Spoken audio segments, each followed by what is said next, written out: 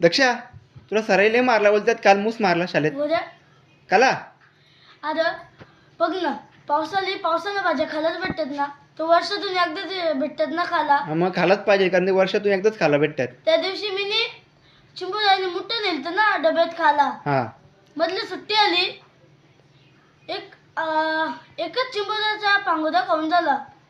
सुट्टी कमी होती काय किती? अर्धा तासाची सुट्टी ना, हा एकच चिंबोऱ्याचा पांगोदा खाऊन झाला. माझं 7-8 पांगोदा फेकून द्यायला लागलं. तर मी नाही गेला, मी तर आजलीला आणि सरांकडे नेलो. काय अर्थ होता?